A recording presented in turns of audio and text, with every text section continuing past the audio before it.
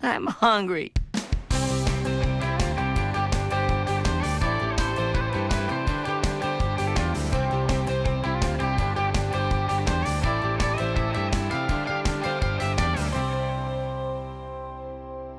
Hello, welcome, I'm Luke Hector and this is The Broken Meeple, a show where I rave and rant about board games, but usually more the latter. If you hear somebody kicking a football around outside, sorry about that, I'll be sending some angry Vikings over to those kids very soon. Tell them I hate them. This is a continuation of what seems to have started off as a pretty popular series, my best and worst of series. This was something I kind of suggested on the podcast, and then people liked the idea. I came out with one for Stonemaier Games, for a publisher, and it took off really well. I mean, it's had a decent amount of views, and it got a lot of engagement of people discussing whether they agree or disagree or what their choices would be. So I figured, alright, yeah, this has got some legs and it's worth giving a few more episodes. Now, ideally, I want to focus this on publishers and designers, because I feel like mechanics are best done with a top 10 list, although maybe I'll be able to throw the odd mechanic one in there, here or there. It kind of really depends. It varies from moment to moment. So today we're going to focus on Uwe Rosenberg. Uwe Rosenberg is a designer who I'm very curious to try out the game whenever I know he's involved, but he has two very distinct paths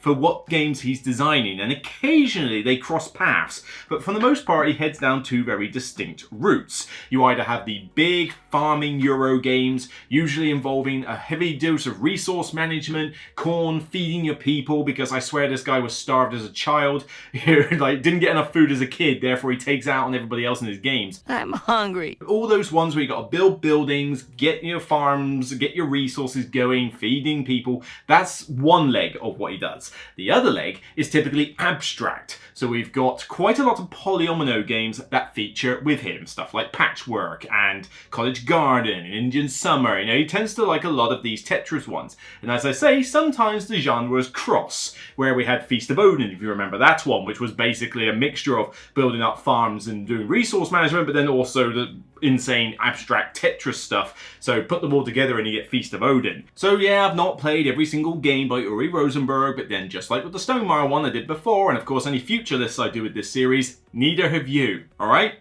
Just accept it. I can't play every single game that every designer and every publisher has done, nor can anybody. Therefore, this is going from my own experience. It's subjective, just like everything. But I'm certainly not going to hold back. Now, when I say worst, honestly, it's not really that bad. Most of Uwe Rosenberg's stuff that I don't like as much tends to be below average, maybe average. But I can't think of a game off the top of my head for Uwe Rosenberg where I would consider it to be bad. Like we're talking 3, 2, 1 out of 10s. So he does tend to make a lot of games that I'm still willing to play, even if they're not going to be my favourites. But certainly there are quite a few that I've seen, as I was looking through my Board Game Geek rankings, that I do put as 5 or 6 out of 10. So he has made a lot of average and above average games, whereas there's not that many that have gone into the 7s, 8, 9 and 10s. So it's not so much that they're worst, they're just my least favourite. Get over there! So my third least favourite is one of his bigger farming Euro games, and it's a fairly recent one in the mix, but it didn't get a huge amount of buzz. I know some people are fans of it, but I don't think it took off quite as much as the others, so I don't reckon I'll be in the minority with this one. But the biggest problem with Hallertau is that Hallertau had an interesting premise. It had progressive worker placement. So, you know, the more that you went to a spot, you know, with all the other players, the more expensive in workers it got. Okay, that was something new and different. The rest of it is pretty much everything you've seen in an Uwe Rosenberg game to date, so there was nothing really new, but the thing that held this one back particularly was the card system. The card system in this, on paper, at first, I thought I was going to like. The problem is that yes, you can play these cards and they can get you really cool combos, you know, actions and scoring and such. But the problem is that they are incredibly swingy, because all the card draw that you do in this game is essentially drawn at random. So you could just have a game where you draw useless cards, you could have a game where you draw the best cards you could ever need. Oh, I can get points if I can trade in, you know, 6 sheep and 8 or this. Well, I'll just draw a card. Oh, look, I just happen to get exactly what I need. Well, that's good for me. And you don't want a long Euro game to have that kind of swingy luck in it. You know, if they had like face-up displays or some other mitigation, then fine, but this game has very little of any mitigation for those cards, and it just kind of makes the game feel very random compared to a lot of other big Euros. Add to the fact that it came out at a time when we'd already had so many of these games. It was kind of getting to the point where we needed something different and, you know, something a little bit new, something with a little bit of a twist that's different from the original formula. And this one just didn't feel different enough. It's like, you know, I think when I reviewed it, I might have given it a 6 out of 10 when I first reviewed it. It's definitely gone down since, but I think the words I would have used is this just feels like another Rosenberg game. You know, like nothing new, nothing less, just kind of exists. So it's not one that I can get too harped up about, but yeah, just not one I can get particularly excited about either. See, there's two sides to every sport. So my second choice is down the other path of games that he tends to make, which is the abstract games. Now, most of the abstract games that he makes with the whole Tetris thing are fine. They're nothing special, but they're not bad either. I kind of consider them to be mostly above average. I mean, probably the best one he's done is Patchwork, which still remains on my shelf mainly because it's a good gateway two-player game. But honestly, I can't remember the last time I played it, and it's just like, it kind of just sits there to fill a niche for gateway games. But this one is one that I think was fairly recent, and it covers a theme that I particularly like, although the theme is kind of lost with this one. It is very abstract, not too long, but New York Zoo just felt like a big dud for me. It didn't go as well as I would have hoped. I thought, oh yeah, I'm building up a little zoo with animal pieces. This is going to be great. But what really hurts with this game is that I just found it fundamentally boring and fiddly as hell.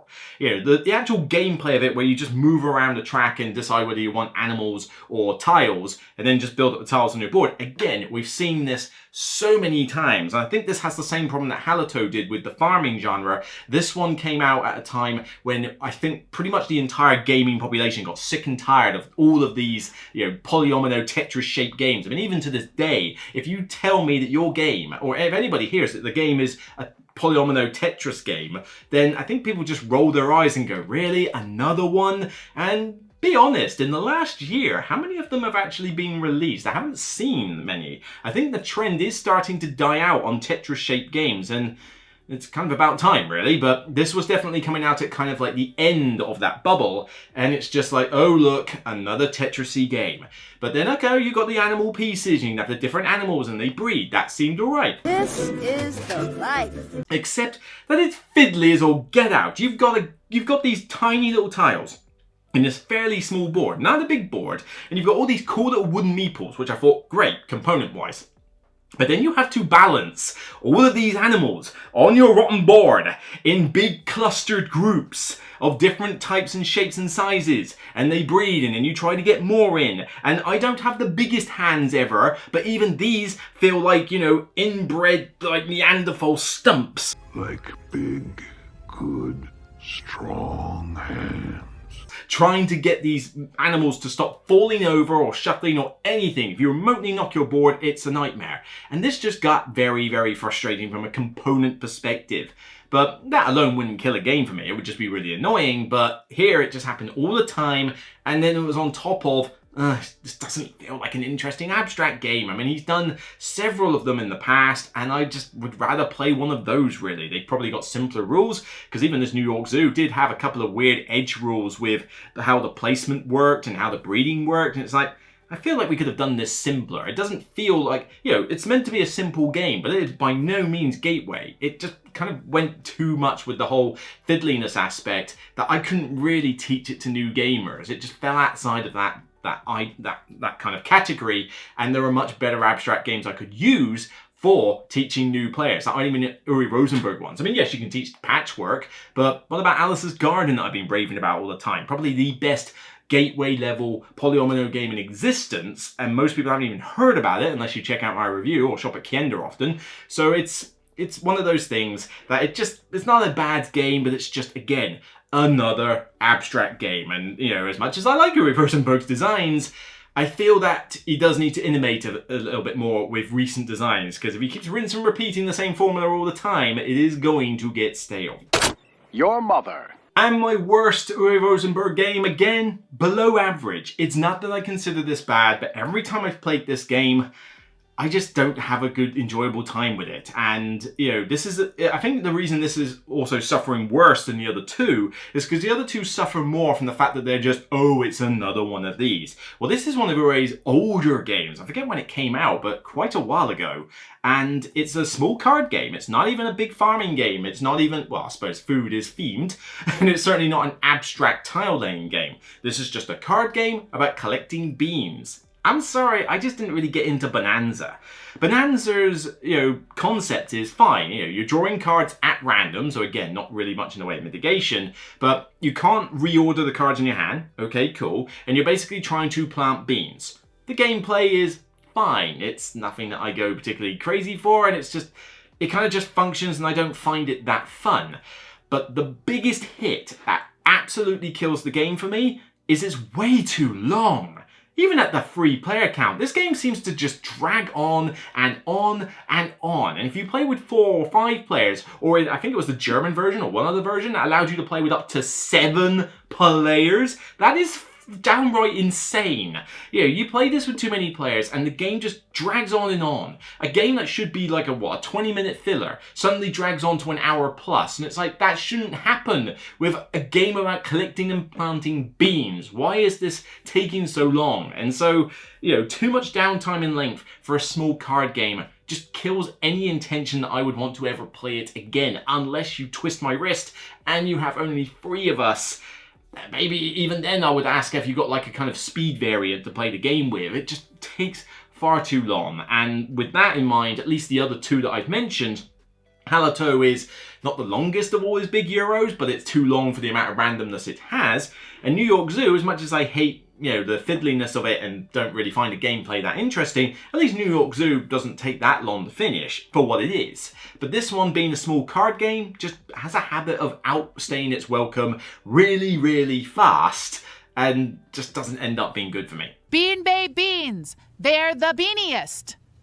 Okay, we're done with the worst. I'll talk more about some of the close calls later. Let's talk about 3 positives though. Let's get on to 3 games that I adore from Uwe Rosenberg at the moment. Now, I am going to make one caveat here. You might be expecting me to put Black Forest on this list. I'm disregarding that from the criteria for this list though, because, or whatever the words, I'm disallowing it, I'm, you know, whatever the word you want to use. But basically, it's not allowable because I've only played it once. It's not long enough for me to gauge that it's a fantastic game overall until I actually get to play it, review it and all the like, but I have only just played it once as a prototype. It seems a little bit too soon to be calling it one of my favourite games, even though it could possibly have made my top 3 favourites with the first play I've made. I know I need to try it some more, so that one will just have to wait. So my 3rd favourite game is something that takes, well, what I said earlier about him needing a bit of a twist with some of his mechanics, you know, so it's not just the same 2 all the time. This one actually did that. It still feels like one of his farming games, but the mechanics aren't the same as with a lot of his stuff like Agricola, Caverna and a few of these other ones. You know, it does something a little bit different with tracks, that the resources as you take them off the tracks then increase the production of other things on those tracks. So it's a very heavy resource management system, but the rules for this are very straightforward and it teaches you so much about...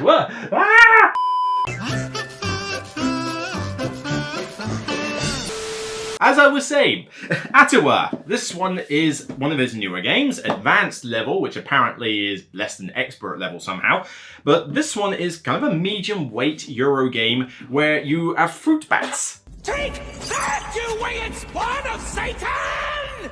Yeah, this one teaches you all about fruit bats and stuff, which you never would have known before, but it's a pretty nice solo mode in here. It's a nice multiplayer system, but the idea is that you essentially have worker placement spots where you go and collect resources. Okay, we've seen that before, but you get to have a massive bag full of fruit bats. You know, all these bats can just be all over your boards.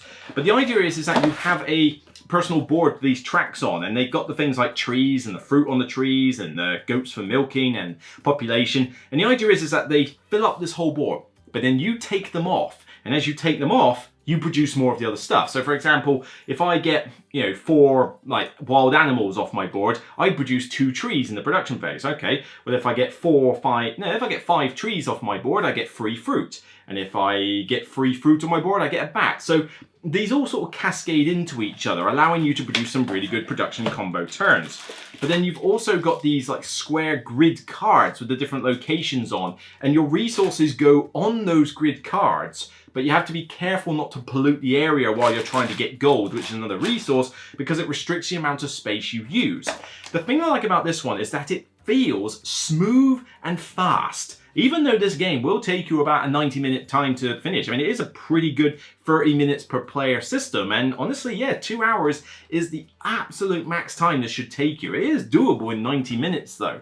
But it gives you a lot of really angsty decisions, like trying to figure out, right, well, hang on, if I've got to kill a resource, well, maybe I should kill the tree. Well, that means I don't produce one of those. But if I produce more fruit, that means I can get more bats. I need the bats to fill up that for the next turn. Great.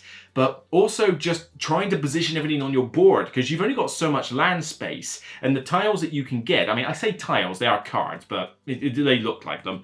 But those grid cards are ones where they're very different. So you might have one that can house a ton of trees, a ton of fruit, but can't have any animals on it. And then you might have one with all the animals, but no space to put fruit.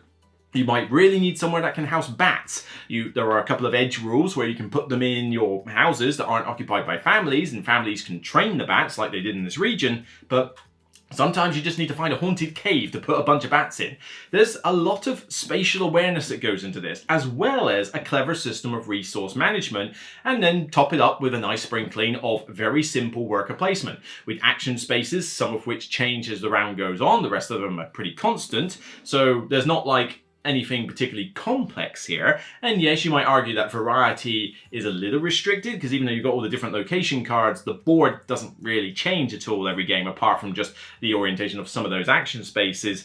But I don't know, I just find this one quite a clever system, and I think it's because it gives me a good resource management game, but keeps it at mid-weight level, because Uwe Rosenberg tends to make those games really heavy, or like have a lot of rules in them, and this one I just like for being nice and smooth and a little different. Again, just something a little bit different is enough to, potentially earn an extra point for me if it's still a fun game behind it, because I don't have to feel like, oh, this just feels like another Rosenberg, because it doesn't. It really doesn't feel like another Rosenberg. In fact, honestly, if you took out his name, you might almost think this was actually from a different designer. It really doesn't feel like his other stuff. But yeah, I don't know how it has surprised me. This was a bigger hit for me than I thought it was going to be. So my number 2, now we're getting into the big euros for Uwe Rosenberg. Now big, chunky, here's a box full of 1 million pieces and a ton of options, almost sandbox-like. And this one has been one of my favorite games in my collection for a long time. It's probably been my favorite Uwe Rosenberg game for a long time, although one has now eclipsed it.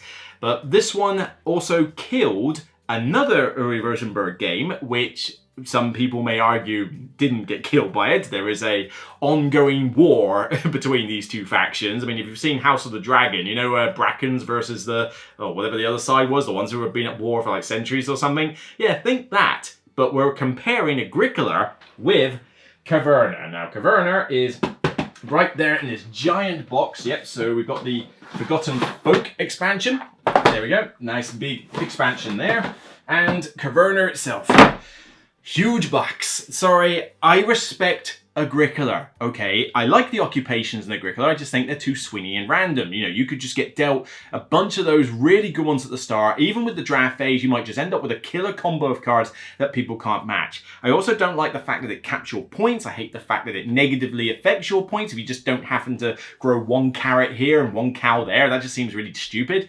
And the fact that you must get children in Agricola. You cannot win Agricola with your basic parents. You have to get new kids every now and again. And it's so hard to get kids while still doing everything else that it feels just too restrictive and too punishing for my liking. This one took that premise, took out the occupations, which is a bit of a shame, but it gives you a bucket load of buildings you can make and makes it a lot more sandbox and like looser. So that when I play this game, got a few little summary sheets and that, I get to decide what I want to do. I don't have to grow a carrot while I'm trying to be the biggest grain farmer. I don't have to get a donkey because I just choose to be king of the carrots or whatever. You know, I can choose what I like, but man, does this have a lot of stuff in it. I mean, this thing has got, you know, boards galore, you know, different boards with different player accounts, all these player boards, all these building boards, although I have deliberately removed from game, I think I might have the spare somewhere, I might even put them in the bin, the 6th and 7th player board, because frankly, if you are playing Caverna with 6 or 7 players, you are insane, and I'm probably going to commit you at some point.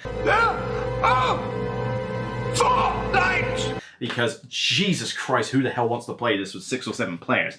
But I got the folded space insert, so everything's nice and organized, and all these pieces, I mean, I've got little piggies, gold, sheep, donkey, stone, ruby gems, all the player pieces. Take those out below. We've got then, you know, grain. I think I've even changed some of these because I'm not sure they look like pumpkins in the normal game, but we'll see. But I've got some upgraded wood pieces, you know, just like different shape. Actual look like logs rather than the weird twigs that they normally come with the game. And well, let's see if I can get these two out. Here we go. So yeah, all the tiles nicely organized. It makes getting this one out setup wise a doddle compared to what it used to be before. With the exception that you have to populate these building boards with a bucket load of buildings. That gets a little bit monotonous, but you can't have everything. But I just like the fact that I can choose what I want to do in this game. You know, I can decide if I want to do nothing but sheep, donkeys, cows, maybe I want to go adventuring, maybe I just want to stay in my cave. I have actually played an albino dwarf strategy where I've had 6 dwarfs in a cave, never went outside. You know, the fact that I tend to win this game a lot more than I lose it when I'm teaching players, because obviously learning this for the first time, you're at pretty big disadvantage compared to someone who knows what they're doing. I try to do weird strategies, and that happened to be one of my weirdest ones I tried. I can't remember if I won or not. I might have still done, but man, it was weird doing it. Now, even when you have this in mind, having Forgotten Folk now allows me to throw in these expansion races where almost you could argue that it's good giving players this if it's their first game, because it puts you off wanting to do certain aspects of the game and focuses you on a particular path, which you might argue is easier for new players. I'm still on the fence about that.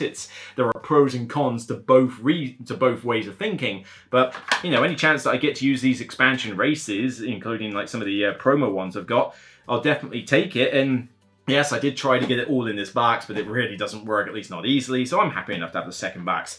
Don't, however, get the Frantic Fiends expansion. Oh god, check out my review video for that one, but that one sucked. That one threw in a weird mechanic about attacking orcs where it felt like it was trying to go back to what Agricola was like. I don't want Caverna to be more like Agricola, and by that I mean punishing and restrictive. I like Caverna because you took that aspect away. Don't put it back in. But yeah, that expansion just felt like a waste. I mean, after so long waiting for another expansion, you know, like, oh, we got this expansion, what else are you going to do? Yes, another expansion. We've heard about this for ages. Let's hope it's really good. And none of us liked it. Nope. All of us who played Caverna, out of the people I know, none of us liked the expansion. And I sold it very fast after like reviewing it. I was more than happy to get rid of it. So yeah, don't get Frantic Fiends, but by all means, grab yourself Caverna. What are you waiting for? A kiss goodbye? Now you're probably thinking, well, you're not going to get any bigger than that, are you? I mean, there's maybe 1 or 2 options you could think of, but surely Caverna is like your biggest game that you're going to love. You know, there's not anything bigger than that, or with more options or more stuff to do, because surely Caverna's just got enough to do as it is. Oh, my dear doctor, you have been naive. Naive indeed. Wow. If you thought Caverna was like the ultimate farming sandbox Euro, you have not seen anything yet. At least not until you play my favorite, Fields of Arle. This game I love. This one has climbed up the ranks of my top 100. Now granted, it's not easy for me to get to the table. It's a table hog, and it certainly does require me to have a bit of a rules refresher before I play it again, because there's so many things you can do in it. But if you want a sandbox Euro, look no further. This is the dictionary definition, poster child, whatever you want to call it, for that thing. I mean, it's even got a couple of dents on the side, which saddens me, but whatever. I mean, I would love to see Fields of Isle 2nd edition just to streamline it a little bit, maybe. Not in terms of options, but maybe just some of the rule set. But this thing allows you to do so much. And of course, yes, I folded space insert this, and it's got a lot in here. I mean, this is just the boards, which all these boards will take up a fair bit of space. I mean, this is a player board. Yep.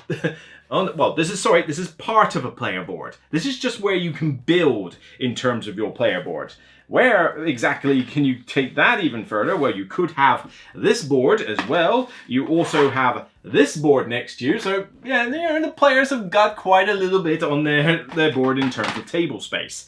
But this thing has so much in it. There is just a ridiculous amount of pieces, and I feel sad that I'm going to have to try and put all these boards back in a minute, but, you know, it may not look like much. You know, just that lot with stuff underneath it. You know, there's obviously a lot more resources underneath some of these trays.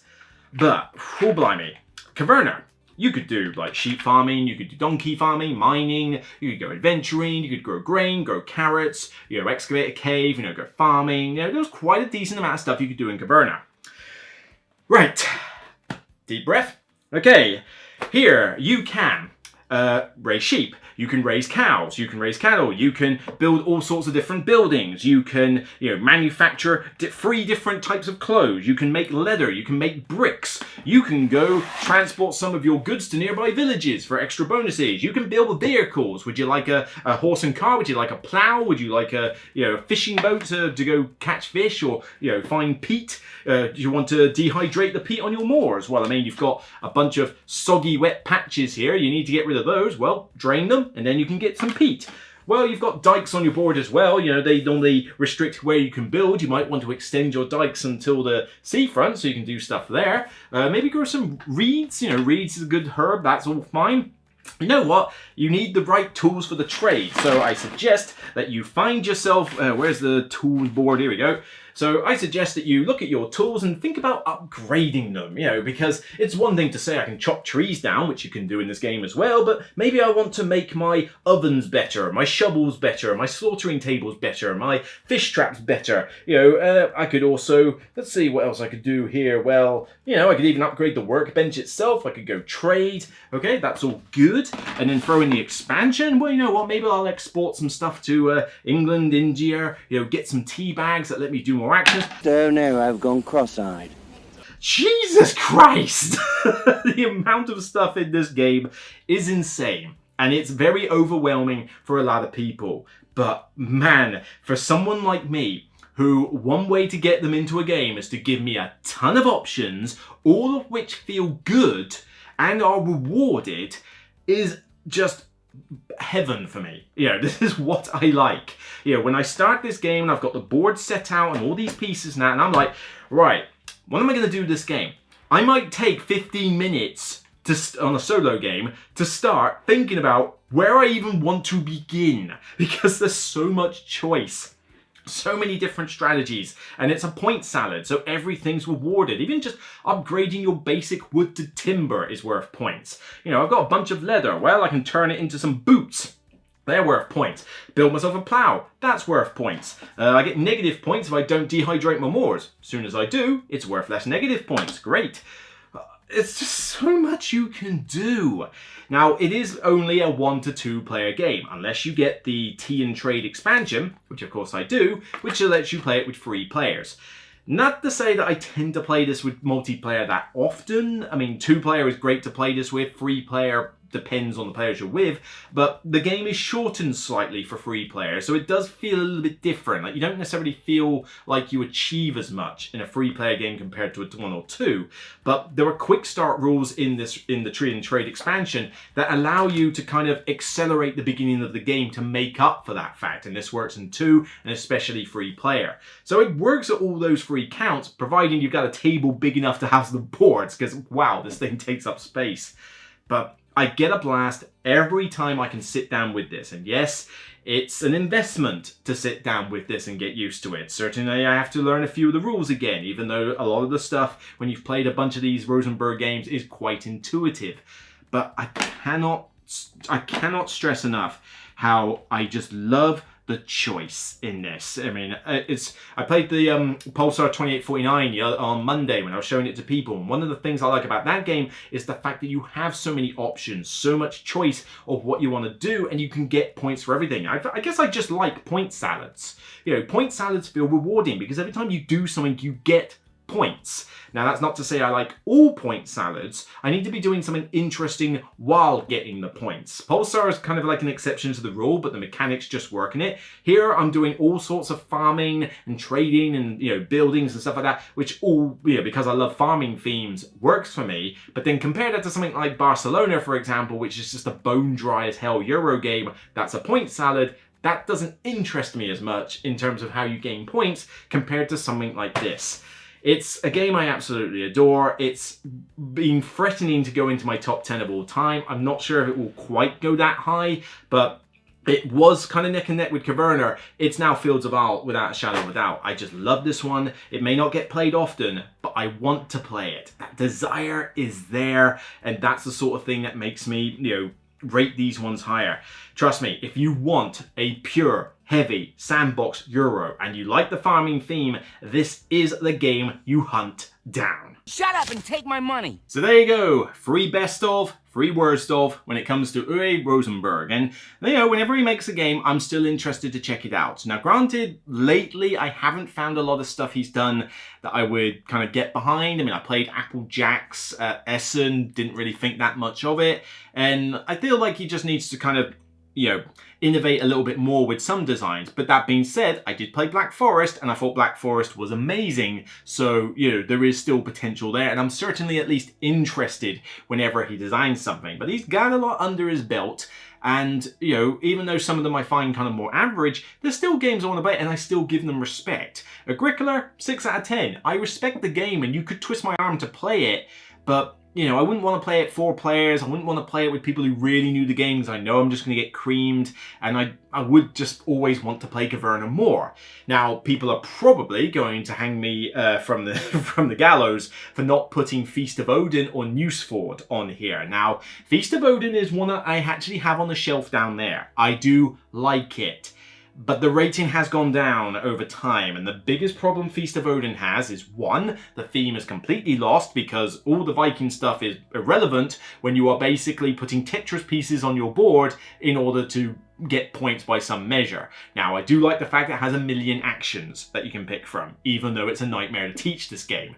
Teaching this game is such a chore, again, another reason it doesn't come out very often. So you might say, well, why didn't you just play it solo? It does have a good solo mode in it. I'll give it that. It really does. But there's a lot of rules to learn. There's a lot of spaces to do. There's quite a bit going on, and it just doesn't hit the table as much. And it's just as big a table hog as Fields of Arle. But I still like it. I would probably rated it an 8 when I first played it. It's probably a 7 now, but I do like the game. It just wouldn't be top 3, probably top 10 of an Uwe Rosenberg lot. Maybe even top 5, you never know, but probably more like, maybe top 5, who knows. But it's certainly a good game. It's just not one that I think is like the best ever, like some people do.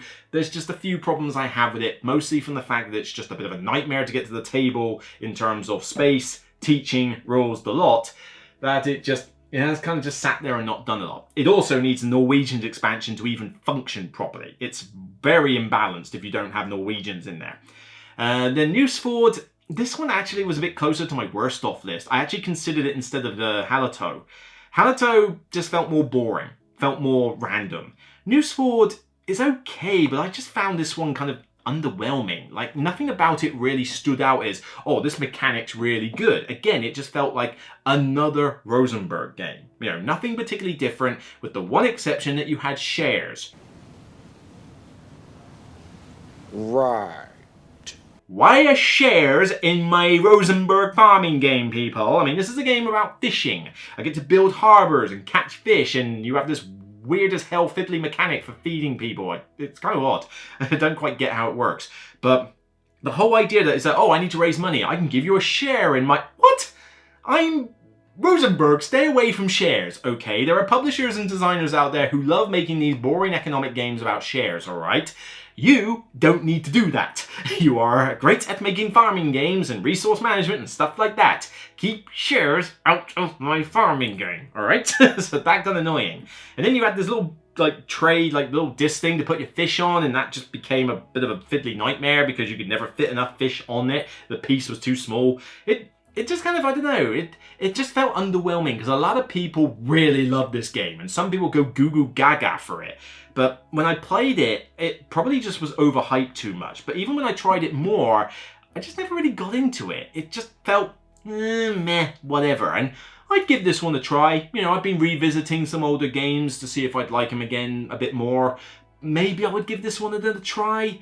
But, I don't know, nothing really draws me to it. I just feel like, you know what, there's enough farming Rosenberg games. I already own some of his best ones. I don't need to fill it up with all the rest of them if they didn't win me over the first time. Any other ones I would have considered? I mean, I already mentioned my thoughts on Agricola. Le Havre. Le Havre is a game that I do like, but it is ruined unless you play with a house rule that I have, which I think some other people may use as well. And if I don't play with this house rule, I won't play the game. It's the house rule that you make the loans work how loans are supposed to friggin' work. Alright, so this one has the problem that you can get all these loans and they give you such a massive acceleration if you get a bunch of them. But you might think, well, hang on, getting a bunch of loans is a bad thing, surely. Not in this game, because you only pay $1 of interest for an entire wealth of loans. That is not how loan finance works, okay? You can't just take 1 million loans and pay the same amount of interest no matter what. You know, I am an accountant, I may not be a banker, but I know loans don't work that way. Stupid! It's stupid! But the thing is, all you have to do is just take out a bunch of loans, not really care, and then the amount of acceleration that gives you, I just see people exploit that to high heaven, and they completely cream everybody else, because even by the end of the game, even when paying off all these loans, they still have so much in their possession that it doesn't feel like much of a chore. And it's like, debts are supposed to be bad. It shouldn't be good to take debt. That's not how it should work. So the house rule is that you should pay $1 per loan.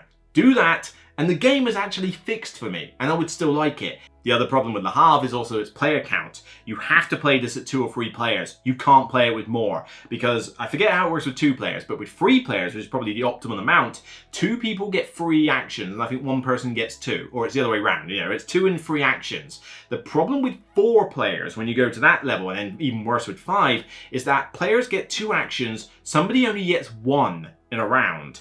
That doesn't feel great to have to sit through all this downtime of everybody doing all their cool stuff, and then you only get 1 poxy action, and it may be just to take fish. It drags on for ages, it's way too long and way too much downtime. You gotta play it with 2 or 3, and again, that hurts it for me. Now, I do want to play some of his older stuff that I have not played. So, I have not played At the Gates of Luoyang, and I have not played Ora and Labora. However, I would really like to try Ora and Labora. So Ora and Labora is actually high on my potential buy to try list because I know some stockists locally that have it. It's about £35 odd to buy, not that expensive, and I would like to see what it's like. See if it's any good for me or not. So that's definitely on the list for potentially try to buy.